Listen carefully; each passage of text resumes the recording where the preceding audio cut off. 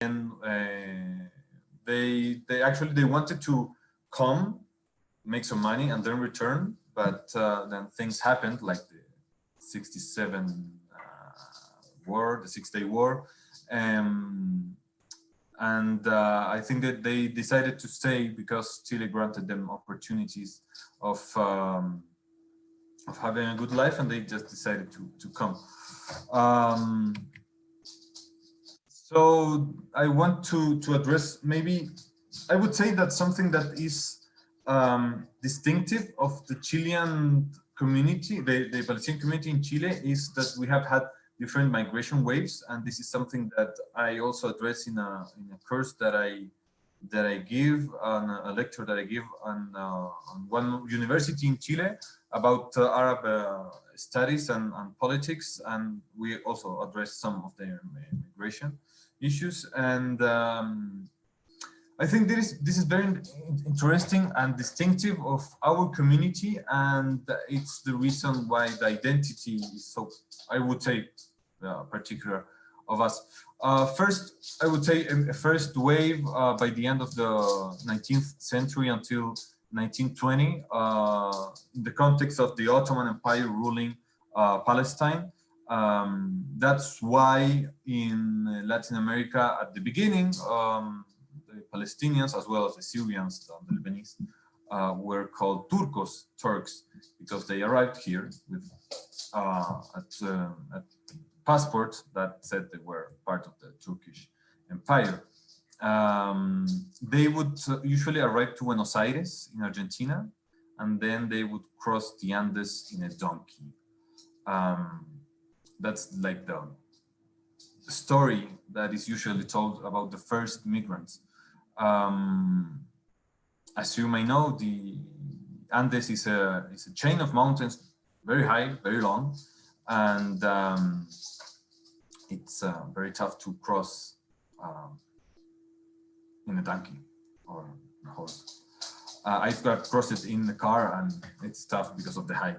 So I couldn't imagine what it would be to do it like this. Then we would have we had immigration wave between world wars, which was kind of not so big. I would say the biggest was here until the 20s. Then, of course, during the 40s and during the process of the Nakba, there was a big arrival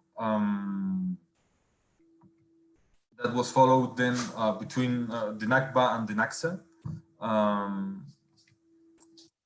And then we had like several migration waves due to the, I would say, the Intifada in the 80s, then the second Intifada in the beginning of the 2000s. Then we have this group of refugees coming from Iraq. They were expelled, and they had to flee their houses in Iraq in 2004.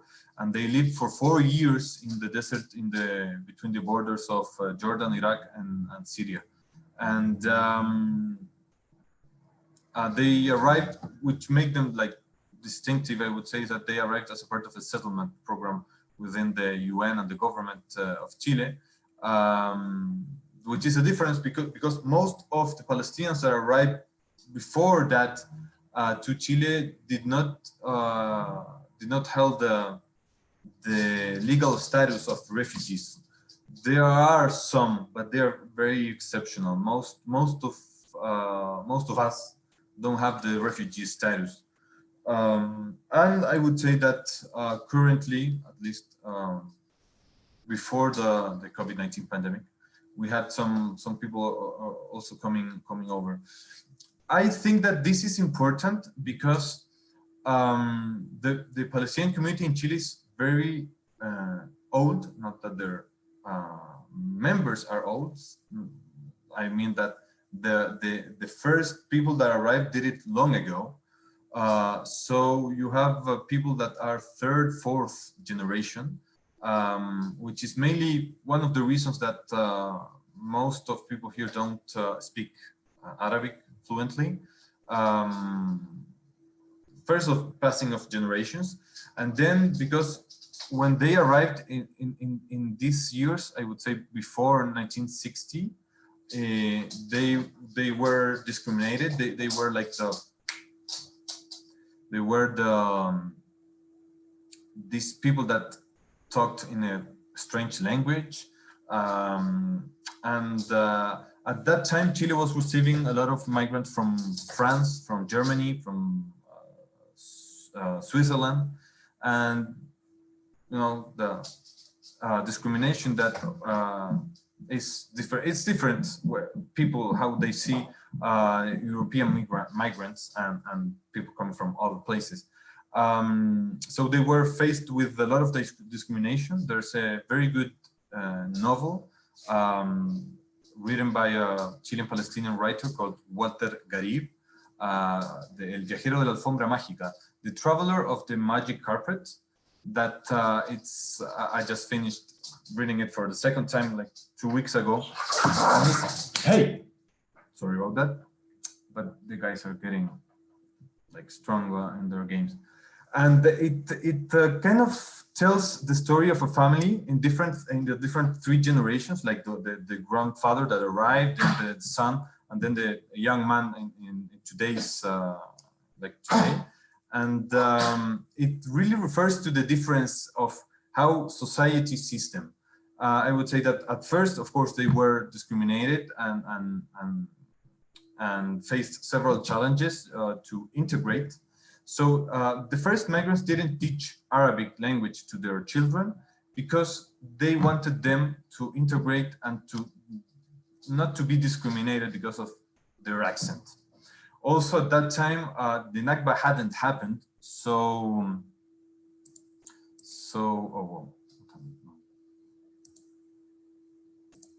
the Nakba hadn't happened, so there wasn't this political reivindication of identity that I would say that Palestinians would tend to have. So we have, and then there was people started doing good, like in business, in academia, in science. And what you have now is people being recognized in different areas, in sports, in music, in culture. And I would say that now, like being Palestinian here is associated with something that is a hard worker, that is family focused. So now the connotations of being a Palestinian here are very different. And I would say it's very different from other parts of the world where Palestinian migrants and refugees are being discriminated still. And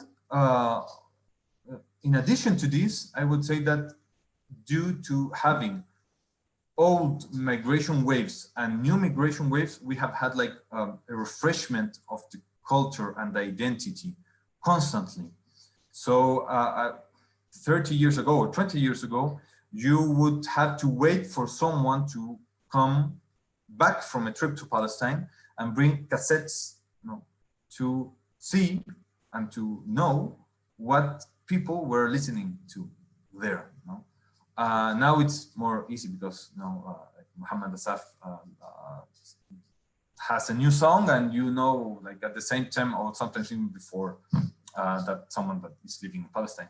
But I would say that having these new migration waves also made it like a refreshment, like the Dabke troops that started in the 80s were started by people that had recently arrived and taught people that were the children of the migrants that had arrived 30 or 40 years ago. And there was this refreshment of the same thing now with their Arabic language lessons. There are many people that are my age, like in their 20s or 30s, that they know how to speak Arabic, but their parents don't. And this is because we have had like a refreshment of the identity and the cultural elements of our identity. So who we are, just some things to mention. Demographics, yes, usually we are told to be between 300,000 and 500,000. There hasn't been any census about that, but that's the calculations. I think that would be very accurate, considering that really like wherever you go, you meet a Palestinian or something that has Palestinian origins. And you see it, like when I went from high school to university, it was like many of my classmates, like where all these guys came from. There are many people in Santiago, but there are also many people in other cities of the country. And I think that follows the demographics and the distribution of population from the Chilean people themselves. So you have big communities in Valparaíso and Viña, which is in the center, coastal cities in the center of the country, in Concepción, in Temuco, in Valdivia, and in the north, in Iquique, in Antofagasta, which are like the biggest cities, I would say. Then as part of cultural identity, several generations, for some people it's the third or the fourth generation. And as I was saying before, also you have people that have just arrived, or people like myself that we are the sons of the people that migrated. And I would say that there's this special thing where the Palestinian community is very integrated to society. We have people in the government, in the parliament, in the universities, and still you have the connection to Palestine, and you still belong to this country, of course, and at the same time you feel this connection and this belonging to Palestine and the Palestinian identity to which we think we are part as well. So some pictures, there's one of the Dabke troops that we have in the country. There are, I would say, like 5 or 6, as well as many music, I wouldn't say orchestras, because it's not 20 people, but it's 8 people playing. Then we have had some concerts. I think that this picture is from when Fares Karam, I think Fares Karam, when he came and sang in the Palestinian Club in Santiago. This picture of one of the demonstrations that we have done the past years. And then some media coverage of our work. This is the current president of the board of directors of the community in a trip that we organized for some of the senators and congressmen and women. We went to Palestine with them and showed them the reality of the occupation. And this is a media coverage of this trip, and also media coverage that involved an interview with Jannah Jihad and Ahed Tamimi, and many other things. But I think that these 2 pictures were kind of interesting to see. Then also presence in media, as I was saying, and in politics. There's 93 members of the interparliamentary group, Chilean Palestinian parliamentary group, which is like goes from right to left. Like literally all of the Chilean political parties have 1 or more member in this group. And also from the community, we have politicians and people involved as either as majors, as congressmen or women, senators, as ministers. I think currently not, but it's very common to have. And from different parts, like in this is one lecture that that conference we made, I think, last year. And this is one of the majors of one of the municipalities in Santiago, from the Communist Party. Then this is from one of the center-left parties, congressmen, and this congresswoman from one of the center-right parties. And we also had in sports, which is a very important thing, I would say. Had some media coverage related to the participation of the in the Santiago Marathon. We had some people coming from Palestine to run it, from the which was very interesting to see how the media coverage. And also, this is one of the major newspapers in the country, which covered the story of when in Bejala, as is usually in all parts of the West Bank, there was a demolition of infrastructure that belonged to a family that is currently living in Chile, and which was interesting to connect how, for Chilean Palestinians, the Israeli occupation is affecting their lives on a daily basis. Some more media coverage that I thought it was interesting. This is from when Hanan Al-Hurub won the World Prize Teacher, I think 3-4 years ago. And she came to Chile. There was an official visit and a lot of media coverage. Some of politics, of course, as usual. And then we had the visit of Bishop Atallah Hanna, also like 5 years ago. And also he met with the church authorities and with some politicians as well that are that has certain empathy and knowledge about the Palestinian situation and cause. Some of the institutions that we have in the community, I would say interesting to know that the first things that were founded here were press, like newspapers. The first one is in 1903. At the beginning, they were written and read in Arabic. Then they started to having both. And currently, it's only in Spanish, which also reflects, the changes of the identity of the Palestinian community here. But I would say that maybe the thing that is more known and more massive is the Club Deportivo Palestino, the Palestino Sports Club, which was founded actually as a sports club in 1916, and then as a football club in 1920. I would say that it's a sports, but it's a major institution. First, because it carries the Palestinian colors, the flag and the uniform.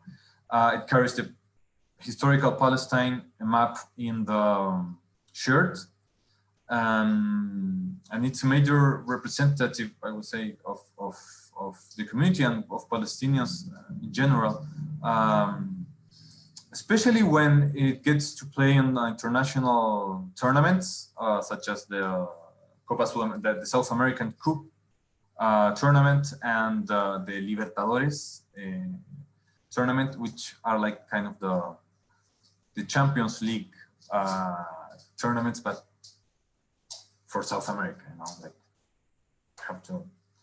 It's not Cristiano Ronaldo playing, but it's anyway very competitive. The clubs are playing, and you see Palestino, which carries the name and the colors of the Palestinian people, going around all the continent playing and making presence, And it's interesting because when the Palestinians that founded the team decided to do it and decided to name it, they decided to put it Palestino, right? Palestinian, which is, I would say, a major argument or thing when you hear some voices saying, no, the Palestinians don't exist, the Palestinian identity is something embedded in after the 6-Day War. But you have here, like at the beginning of the 20th century, a football team founded by migrants that came from Palestine that was named Palestinian. Maybe that's because they felt Palestinian and their identity was Palestinian. Some years ago, we had, there was some, let's say like, media coverage and tension because of the decision of the team to put the Palestinian map in the shirts instead of #1. So in the picture you see Tamburini, one of the players, which is number 14, and Carrasco, another player, number 11. Of course, there were some voices that they weren't so happy about this, and that was a political statement, and that was not suitable for sports, and that it wasn't acceptable. And the answer of the team was, well, this is the map from the country of which our grandparents and parents migrated some years ago. So this is where we come from. Anyway, the ruling of the National Football Association was that it confused the referees of seeing properly the number of the player. So instead, the team decided to put it in the arms, and that's where it's now. So the Palestinian Club, which the slogan is more than a team, a whole people, because of what it represents.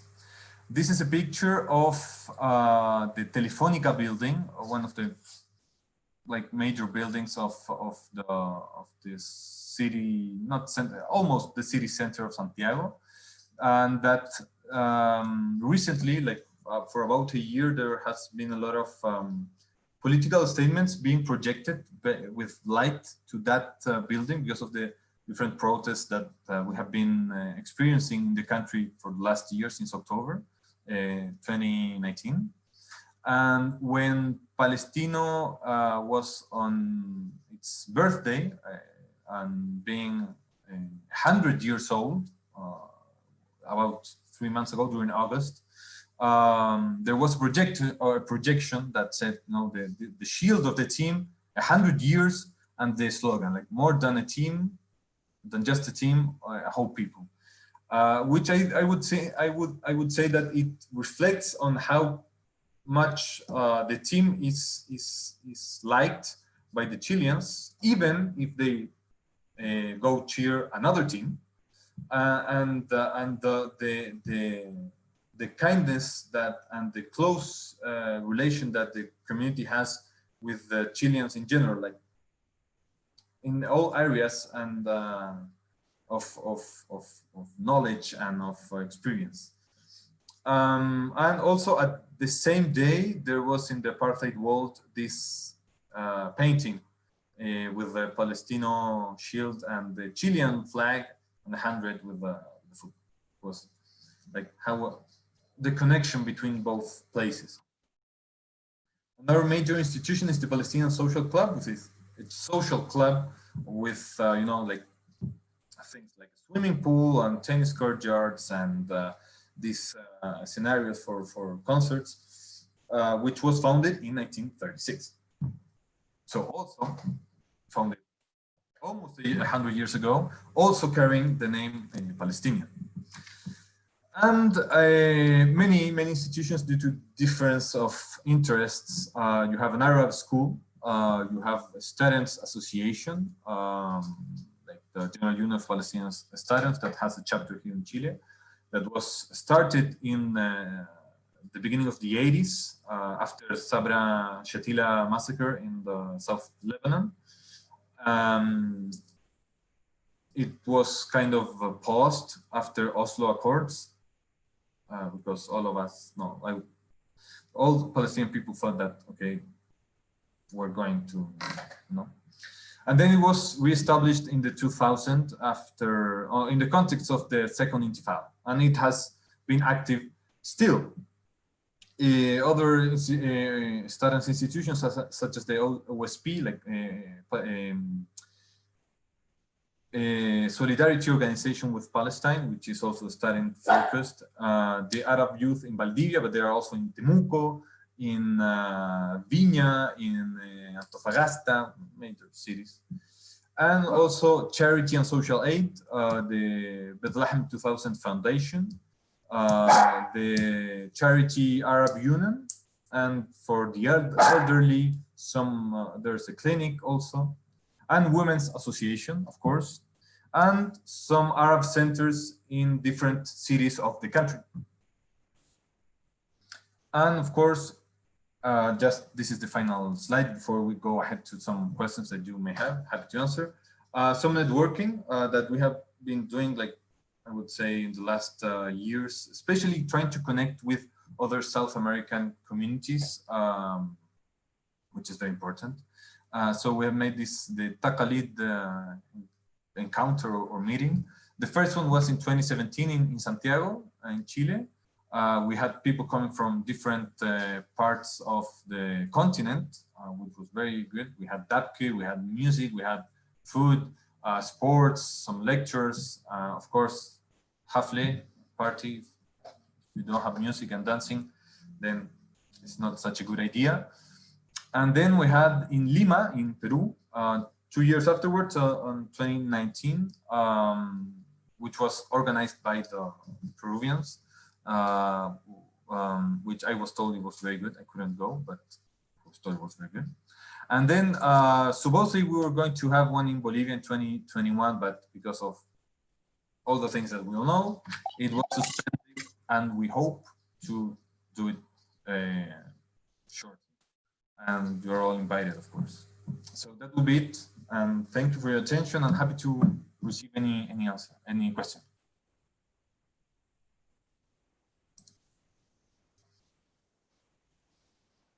Right to move. Thank you so much, Marcello. Thank you very much. It was really fascinating.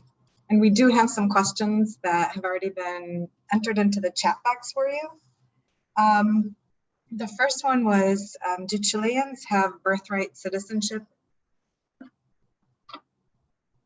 Yes. Just, let's see if I got that right. I have dog issues. Okay.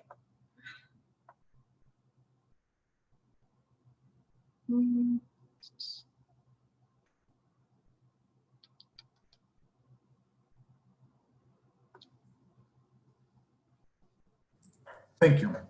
So, thank you.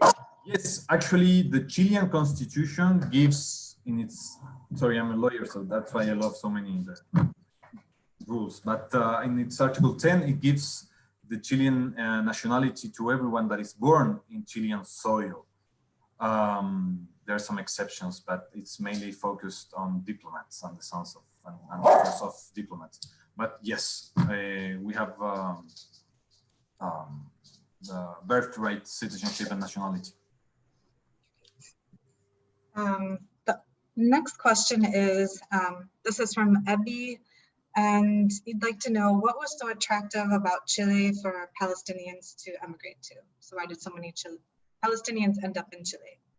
That's a very good question. I would say that there's also, of course, a cumulative of factors. First, I would say the weather is very similar. You have, like, in the center of the country, you have the same weather that you have in you have the same fruits coming from the earth, from the soil. At the time when they arrived, like at the major wave was like at the beginning of the 19th and the 20th century, sorry, like 1900 and 1920. Chile was promoting immigration to the country. Of course, it promoted it from French, from Germans, from Swiss, but it was there were like opportunities. There was an economic boom in Chile because of the I don't know how to say it in English, the salitre. Like before oil, you would have this as a major fuel. I was a major boom in Chile because of the minery involved in it. And also I would say that the other major countries that were receiving migrants, they were already with other migrants. Like Argentina was full of Italians, and there are a lot of Lebanese and Syrians in Argentina, but not in the coast. but more near to the Andes, more to the west. Brazil was full of Lebanese. You know, there's a very big community of Lebanese in Brazil. Even sometimes, like I went to Rio de Janeiro last year before the pandemic, and you would have like people selling kebab or falafel in the beach. That was really amazing for me. And of course, the States was receiving people, but was, I would say,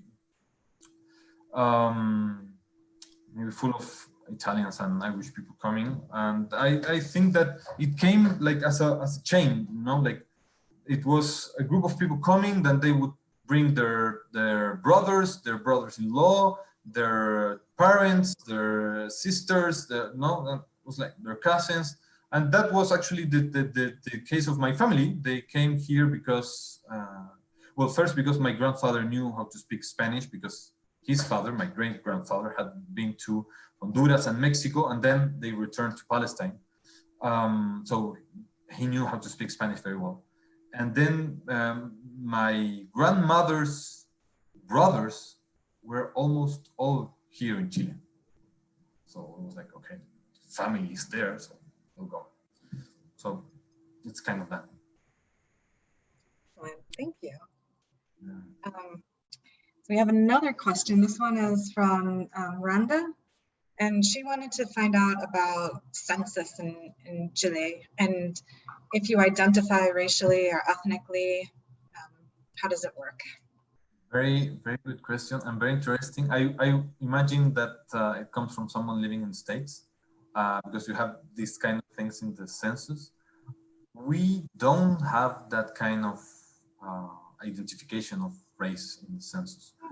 Only question related to race is, do you belong to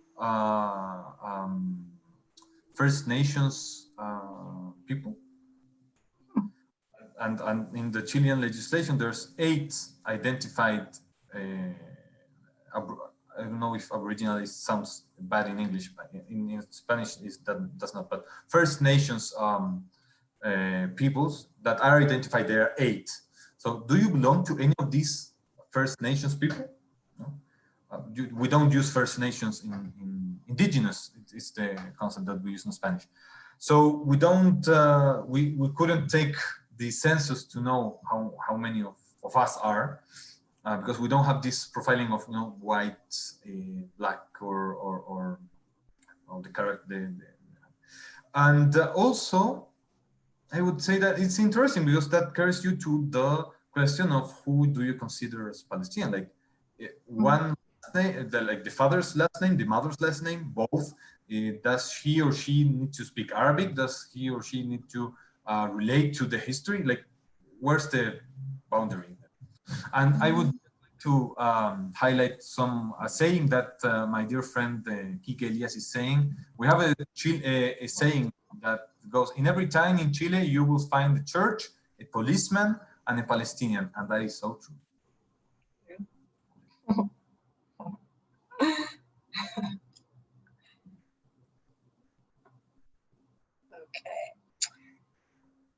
Okay, next question, it's from Mohammed, and he wanted to know, how has the Palestinian community or institutions responded to the recent political developments or protest movement in Chile? Very good question. I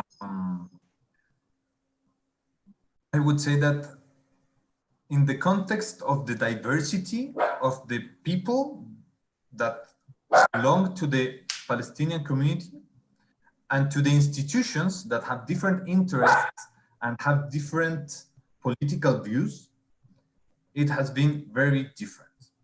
So some institutions and people have been involved, you know, in the political developments or even participating in protests, and some others have been involved on the other side and being preoccupied of where the violence that sometimes protests involve in the streets, is this something that needs to be, that would be dangerous?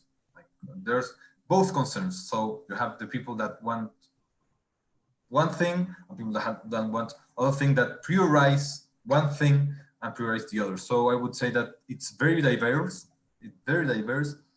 People thinking in a different ways of the political spectrum, and also the institutions are very different. So the autonomy of the institutions of the community allows them to within a certain boundary of mutual respect and respect of the country and people to express themselves. It's interesting. The next question, this one asked if there are any films or documentaries you would recommend. Is it on Palestine or the Palestinian-Chilean community? I would imagine that about the Palestinian community, right? Yeah. I don't know of any films actually. No, actually, the one that rings a bell is a documentary that is called Under Occupation, Bajo Ocupación, which was made by one Chilean journalist, Rafael Cavada, who is very known, and one Chilean Palestinian journalist, Anwar Farran, about the Israeli occupation of the Palestinian territories, but not something about the Chilean community. There are some like short reports or news. I wouldn't like a documentary. I couldn't tell.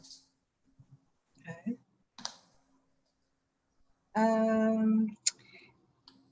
Okay, next question is, how can Palestinian communities in North America strengthen our relationships with communities in Latin America? Come over.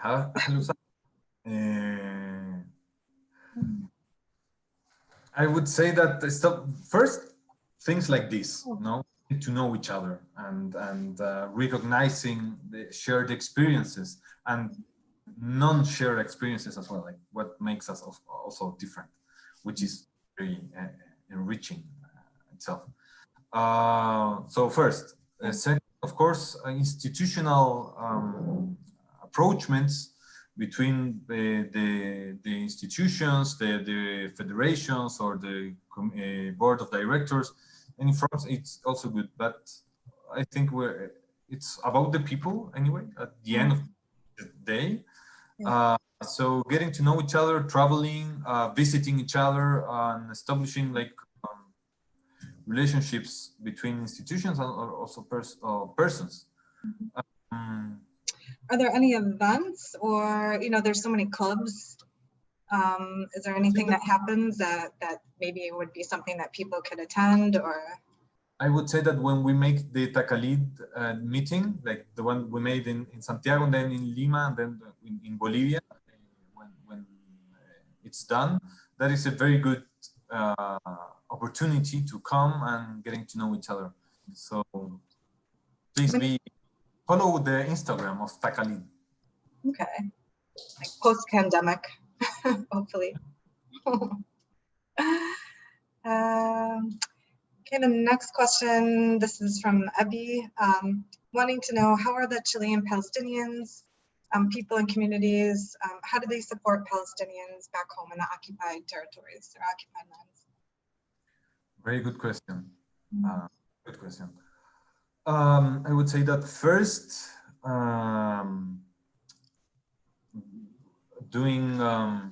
spreading the news and the information about what's going on.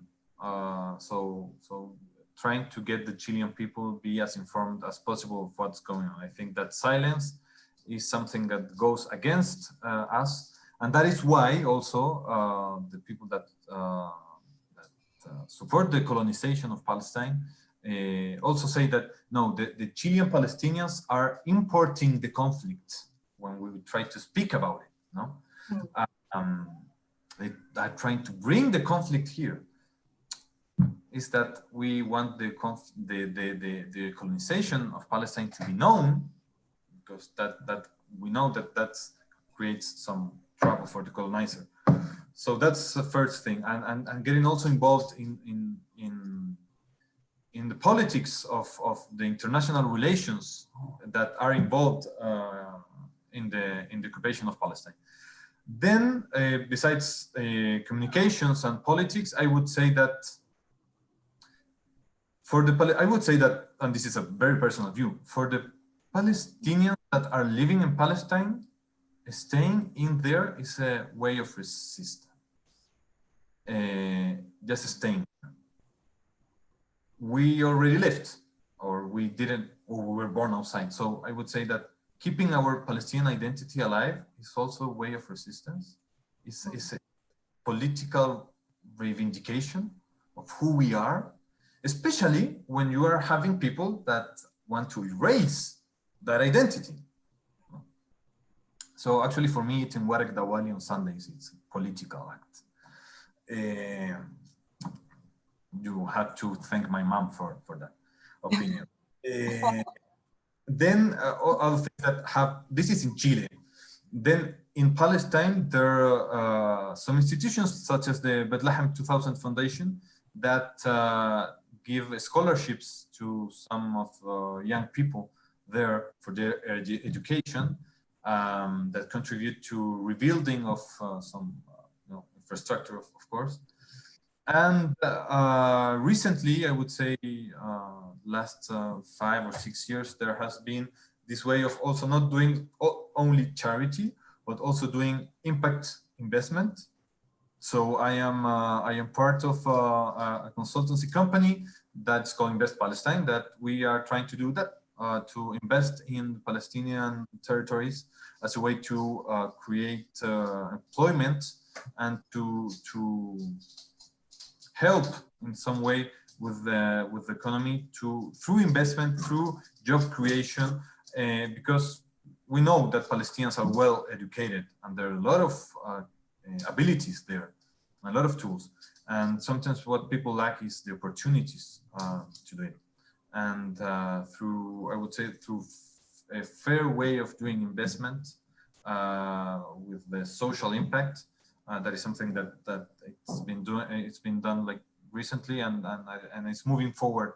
And I think it's a very good way of contributing, not helping, because helping is contributing and building together something. I would say that. Well, I think in the interest of time, we do have one more question, but we're also approaching 2 minutes to 1. But we can probably squeeze in this question and then close out. And unless anyone else out there has any burning questions, feel free. We can still extend the time. But Amber wanted you to talk just a little bit more about the relationship between Palestinians in Chile and other Arab diasporas in Chile. For instance, in the follow-up question, do Palestinians outnumber Lebanese or other groups?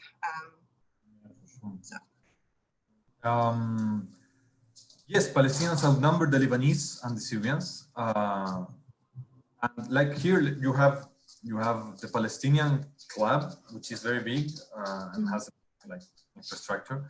Then you have the Syrian Club, which is kind of a smaller, but it's fair enough.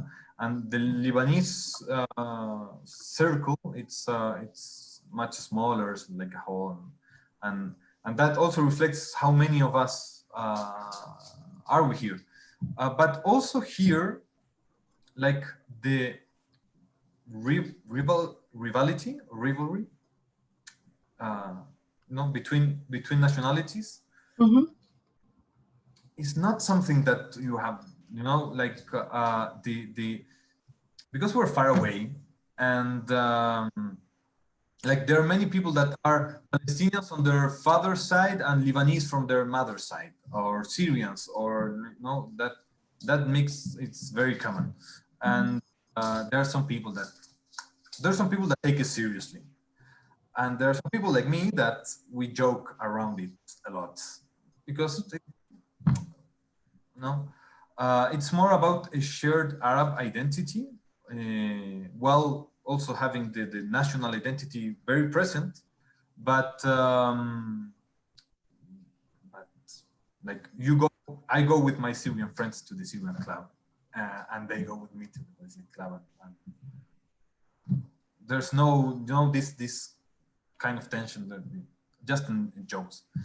And yes, and just to address the last comment, yes, importing the conflict is a very interesting thing. Actually, in Spanish, for the ones of you that know Spanish, there's an answer that we have. No, it's not that no es que importemos el conflicto, es que el conflicto nos importa. That it's a game with the words, that it's not that we are importing the conflict, it's that we care about the conflict, about the colonization. And yeah, that's what we try to do. It's interesting in many ways, yes. It is. Oh, well, I wish we can spend more time with you. You've been so interesting and shared so much information. And again, thank you so much for joining us. It's been just again, fantastic. Thank you. Thank you. Thank you and the questions and the participation of the audience. Yes, thank you all for such great questions and for attending today. Before we close though, I am going to hand it over to Amber. She's also a museum volunteer, and she's going to tell you about some upcoming events that you might be interested in. And so I'll hand it over to Amber right now. Thank you. Yeah, thanks so much, Marcello, for this conversation. I was there for the conversation last time, and it was just as interesting and great to hear you answer all these questions today. So thank you so much. And thanks to everyone for being here. My name's Amber Hurley, and I'm a volunteer at the museum.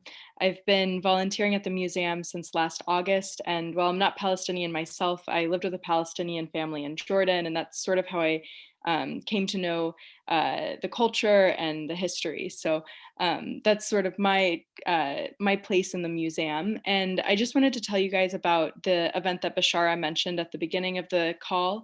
We're having our annual reception and fundraiser on November 19th, and we're selling tickets now. And we also have an auction that starts next Monday.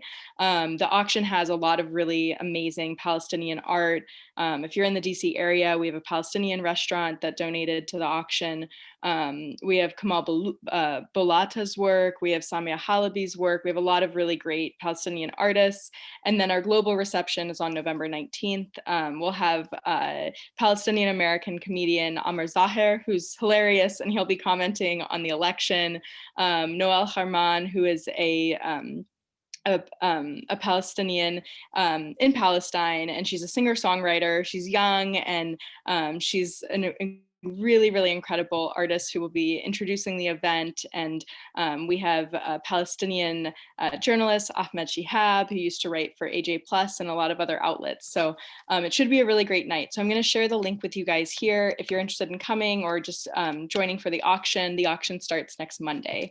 And thanks again for being here today. It's really special to see so many people interested in this event and gathering around the museum.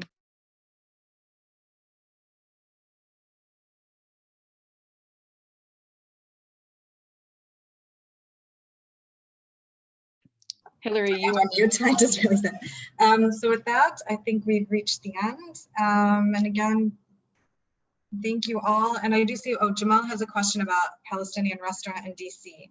I don't know. I'm somewhat new to DC. I don't know if Amber. Jamal, I will send you, I misspoke. It's a Middle Eastern and North African restaurant that's owned by a Syrian woman who sells many, they do a lot of Palestinian dishes at the restaurant. So I just misspoke. It's called Meydan though. It's a really amazing Michelin star restaurant in DC. And the restaurant owner and chef has really brought forward Arab food into the DC culinary scene in a really special way. Because as so many of you guys know, Arab food is so often called, Palestinian food is so often called Israeli when it becomes Michelin starred. So she's done a really amazing job with Meydan. And so we wanted to have them in the restaurant, but I actually misspoke. It's a Middle Eastern and North African cuisine.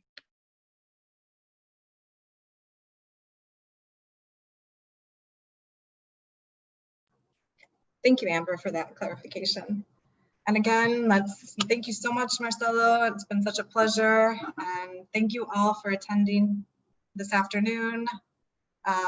Thank you, and we hope to see you again soon, and hopefully in November for the celebration. Thank you. Thank you. Bye-bye. Bye.